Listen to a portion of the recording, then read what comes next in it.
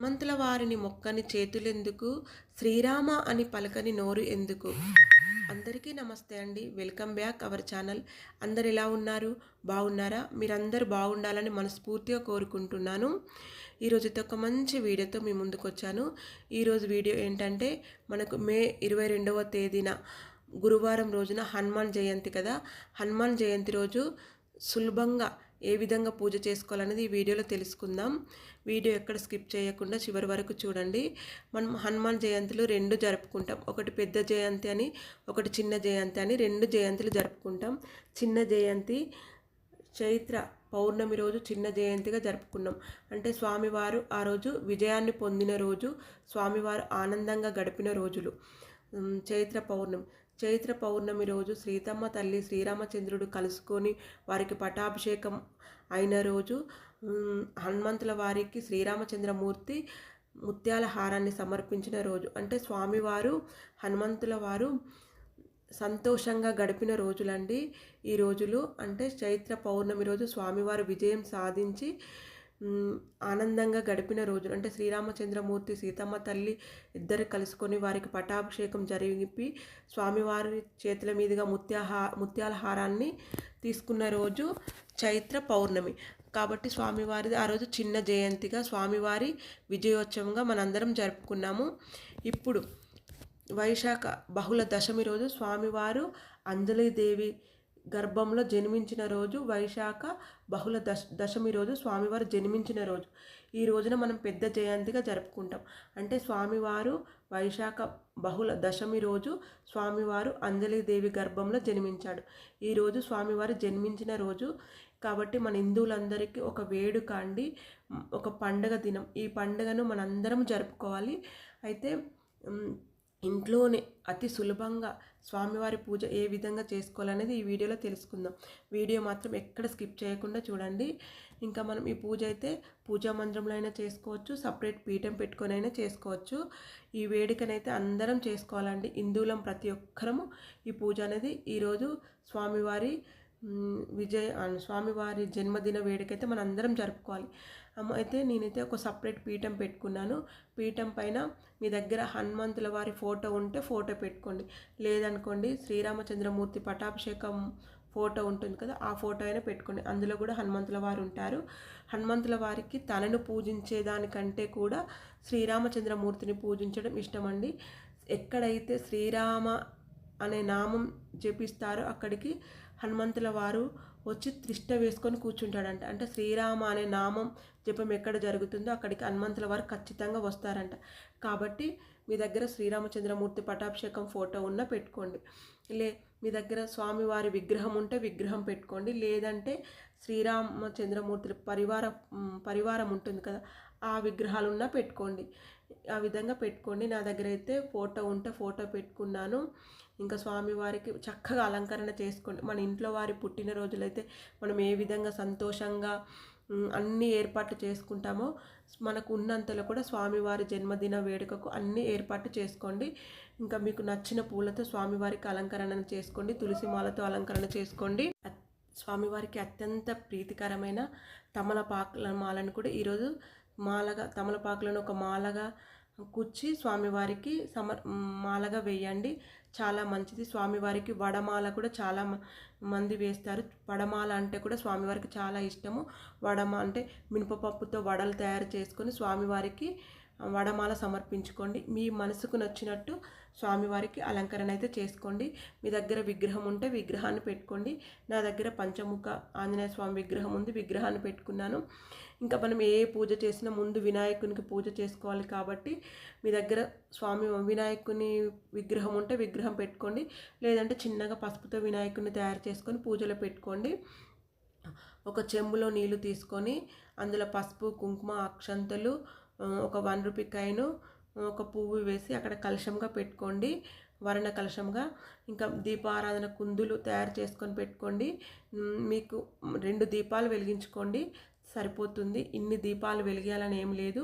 దీపారాధన కుందులు తయారు చేసుకొని దీపారాధన చేసుకొని దీపం కుందులకు గంధము, కుంకుమ బొట్లు పెట్టి దీపారాధన చేసుకొని అక్షంతలు, పువ్వులు దీపాలకు సమర్పించుకొని దీపలక్ష్మికి నమస్కారం చేసుకొని ఆ తర్వాత కలశ పూజ చేసుకోండి, ఆచనీయం చెప్పుకోండి. ఆచనీయం తర్వాత మనం చెంబులో నీళ్లు పెట్టుకున్నాం కదా, చెంబు పైన అరిచేయి ఉంచి కలశ పూజ చేసుకొని ఆ నీటితోటి పూజ ద్రవ్యాలపైన పీట పైన పుండరీక్ష కనుక నీళ్లు జీలకరివ్వండి. మీ తలపైన 3 సార్లు జీలకరించుకోండి. పుండరీక్ష అనుకుంటూ 3 సార్లు జీలకరించుకోండి. ఆ తర్వాత ముందు వినాయకునికి పూజ చేసుకోవాలి కాబట్టి వినాయకునికి పంచోపచార పూజ చేసుకోండి, సరిపోతుంది. ధూప దీప నైవేద్యాలు సమర్పించండి. నైవేద్యంగా బెల్లం ముక్క సమర్పించుకొని స్వామివారికి హారతి ఇచ్చి బెల్లం ముక్క నైవేద్యంగా సమర్పించి తాంబూలం సమర్పించుకొని హారతి ఇవ్వండి. ఇక్కడితో వినాయకుని పూజ కంప్లీట్ అయిపోతుంది. ఆ తర్వాత మనము హనుమంతుల వారి పూజ చేసుకోవాలి. మీరు ఈ పూజను మళ్ళీ చెప్తున్నానండి, పూజా మందిరంలోనే మీకు హనుమాన్ ఫోటో ఉంటే ఫోటోకి పూజ చేసుకోండి. విగ్రహం ఏది ఉన్నా మీరు పూజా మందిరంలో ఈ పూజ చేసుకోవచ్చు. సపరేట్ పీఠం పెట్టుకోవాలని ఏమి లేదు. ఇంకా పూజా మందిరంలో వినాయకుడు ఉంటాడు కదా, వినాయకునికి పూజ చేసుకొని ఆ తర్వాత ఆంజనేయ స్వామికి పూజ చేసుకోండి. ఇంకా చక్కగానైతే అలంకరణ చేసుకోవాలి. ఇంకా తర్వాత నా దగ్గర హనుమంతుల వారి విగ్రహం ఉంది కదా, విగ్రహం ఉన్న వాళ్ళు ఖచ్చితంగా ఈరోజు అభిషేకం అనేది చేసుకోండి. ఎందుకంటే స్వామివారు జన్మించిన రోజు కాబట్టి స్వామివారికి మంగళ స్నానం అనేది ఈరోజు చేసుకుంటే మంచిది. అందుకని మీ దగ్గర విగ్రహం ఉంటే ఖచ్చితంగా అభిషేకం చేసుకోండి. ఈ విగ్రహం లేని వారు ఫోటో ఉంటుంది కదా, ఫోటోను ముందే చక్కగా తుడుచుకొని గంధం కుంకుమ సింధూరంతో అలంకరణ చేసుకొని ఫోటోని పెట్టుకొని మీరు పంచామృతాలు ఆ ఫోటో కొంచెం జీలకర్ర ఇవ్వండి. అంటే స్వామివారిని మన ఇంట్లోకి పిలిచినట్టు, స్వామివారి మన ఇంట్లోకి వచ్చిండు కదా, వచ్చిన తర్వాత స్వామివారికి పీట వేసి కూర్చోమన్నట్టు, స్వామివారికి కూర్చోబెట్టి సింహాసనం వేసి స్వామివారిని ఆ పీట పైన కూర్చోబెట్టినట్టు, స్వామివారి కాళ్ళు కడుక్కోవడానికి నీళ్ళు ఇచ్చినట్లు, స్వామివారి చేతులు కడుక్కోవడానికి నీళ్ళు ఇచ్చినట్లు, స్వామివారికి తాగడానికి నీరు ఇచ్చినట్టు, అలా అంటే మన ఇంట్లోకి స్వామివారిని ఆహ్వానించుకొని స్వామివారికి మర్యాదపూర్వకంగా మనం అన్ని ఉపచారాలు చేయాలండి. అలా స్వామి భావన చేస్తూ స్వామివారి మన ఇంట్లోకి వచ్చాడు, ఇంకా వచ్చిన తర్వాత మనం అతిథులు వస్తే ఏ విధంగా మర్యాదలు చేస్తాం అలా స్వామివారిని మనం కూర్చోబెట్టి కాళ్ళు కడుక్కోవడానికి నీళ్ళు ఇచ్చి తాగడానికి నీళ్ళు ఇచ్చి అలా చేసిన తర్వాత స్వామివారికి అభిషేకం చేసుకోండి. పంచామృతాలతో అభిషేకం చేసుకోండి, పండ్ల రసాలతో అభిషేకం చేసుకున్న మంచిది. ఇంకా నేను ఇక్కడైతే పంచామృతాలతో అభిషేకం చేసుకున్నాను. స్వామివారికి పంచామృతాలతో అభిషేకం చేసుకున్న తర్వాత సింధూరంతో అభిషేకం చేయండి. కొంచెం సింధూరం తీసుకొని నీళ్ళల్లో వేసి స్వామివారికి సింధూరంతో అభిషేకం చేసుకొని, అంటే స్వామివారికి మనం మంగళ స్నానం చేపిస్తున్నట్టు.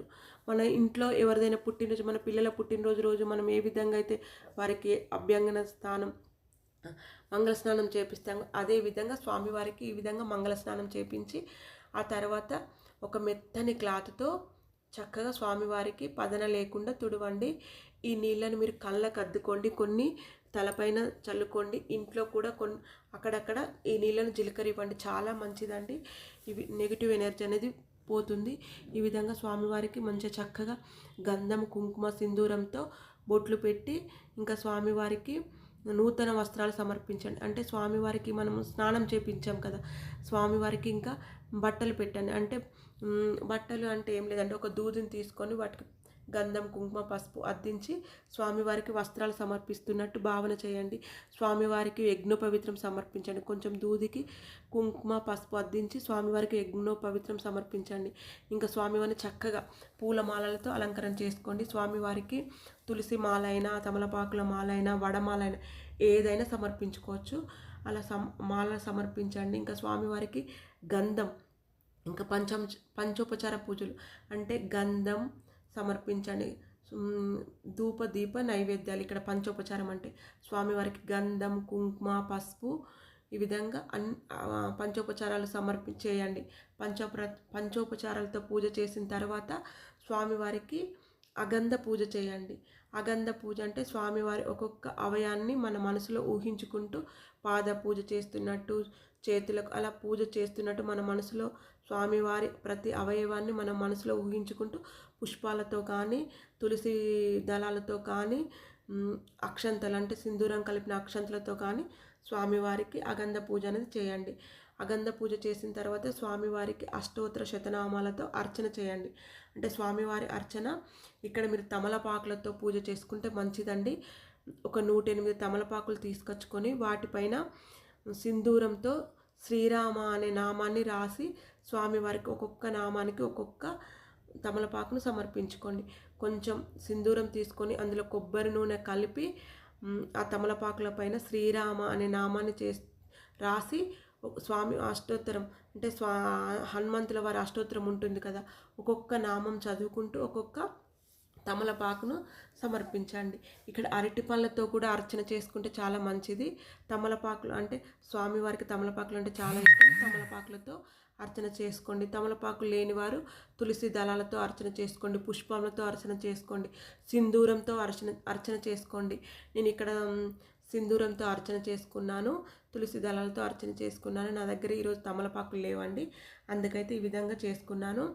ఇంకా స్వామివారికి అర్చన అయిన తర్వాత ధూపం వేయండి. అగరబత్తులు వెలిగించి స్వామివారికి ధూపం చూపించండి. ఆ తర్వాత స్వామివారికి నైవేద్యం సమర్పించండి. నైవేద్యంగా మీరు ఏ రకం పండ్లైనా పెట్టొచ్చండి. ముఖ్యంగా అరటి పండ్లు, మామిడి పండ్లు నివేదన చేయండి, చాలా మంచిది. ఇంకా స్వామివారికి నైవేద్యంగా వడలు, అప్పాలు, రవ్వ కేసరి ఇవి నైవేద్యంగా సమర్పించుకోవచ్చు. ఇవి కూడా మీరు వండి స్వామివారికి నైవేద్యంగా సమర్పించండి. అప్పాలు, వడాలు, రవ్వ కేసరి ఇవి చేసి కూడా స్వామివారికి నైవేద్యంగా సమర్పించండి. అరటి పండ్లు, మామిడి పండ్లు, ఇంకా ఏ పండ్లైనా స్వామివారికి నివేదన చేయొచ్చండి. ఈ విధంగా నివేదన చేసిన తర్వాత ఒక కొబ్బరికాయ అయితే ఖచ్చితంగా కొట్టండి. ఈరోజు కొబ్బరికాయ ఖచ్చితంగా ఇంట్లో కొట్టుకోవాలి. ఒక కొబ్బరికాయ కొట్టి స్వామివారికి సమర్పించండి. సమర్పించిన తర్వాత స్వామివారికి నైవేద్యం అయిపోయిన తర్వాత హారతి ఇవ్వండి. పచ్చ కర్పూరంతో స్వామివారికి హారతి ఇవ్వండి. హారతి ఇచ్చిన తర్వాత స్వామివారికి మీరు పూజా మందిరంలోనే ఆత్మ ప్రదక్షిణ, మీరు కూర్చున్న దగ్గరనే 11 చుట్లు తిరగండి. 11 చుట్లు ప్రదక్షిణలు చేసి పువ్వులు చేతిలో తీసుకొని, పువ్వులు అక్షంతలు చేతిలో పట్టుకొని 11 ప్రదక్షిణలు చేసి స్వామివారి పాదాల వద్ద అక్షంతలు వేయండి. తర్వాత స్వామివారికి మంత్రపుష్పం సమర్పించండి.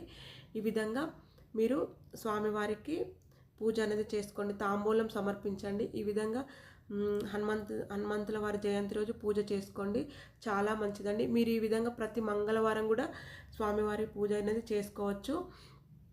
అయితే హనుమాన్ జయంతి రోజు సూర్యోదయం కంటే ముందే నిద్ర లేచి చక్కగా తలస్నానం చేసి ఇంటిని శుభ్రం చేసుకొని వాకిట్లో చక్కగా ముగ్గులు పెట్టుకొని స్వామివారిని మన ఇంట్లోకి ఆహ్వానించుకోండి.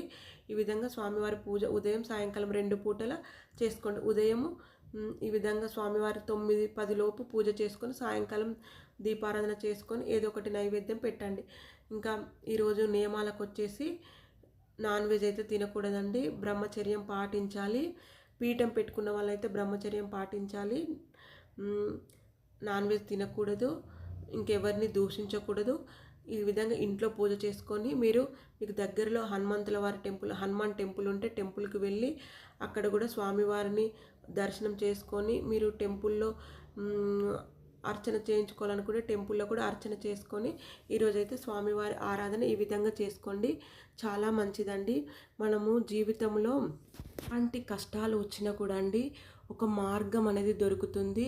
మనం హనుమంతుల వారిని పూజించడం వల్ల మనకు మనోధైర్యం పెరుగుతుంది. మనం ఏదైనా పని తలపెట్టినప్పుడు ఆ పనిలో ఆటంకాలు జరిగి ఏదైనా భయం వేస్తుంటే ఒక ధైర్యం అనేది మనకు కలిగి మనము విజయం సాధిస్తాం అనే ఒక నమ్మకం అనేది మనకు కలుగుతుంది. మన పనిలో మనం విజయం సాధిస్తాము అనే ఒక ధైర్యం అయితే మనకు ఉంటుంది. స్వామివారిని పూజించడం వల్ల మనకు మనోధైర్యం పెరుగుతుంది.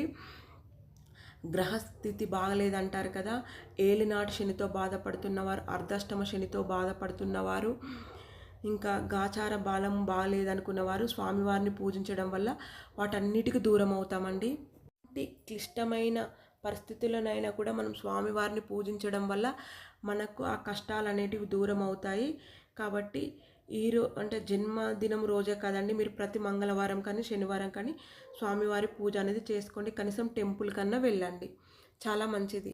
ఇంట్లో పూజ చేసుకున్న వారు, వీలు కాని వారు దీపారాధన చేసుకొని మీరు టెంపుల్కి వెళ్ళైనా స్వామివారికి ఒక 11 ప్రదక్షిణలు చేసుకొని వస్తే మంచిది. ప్రతి మంగళవారం శనివారం ఈ విధంగా స్వామివారి ఆరాధన చేసుకోండి, చాలా మంచిదండి. Thank you for watching. Please support me.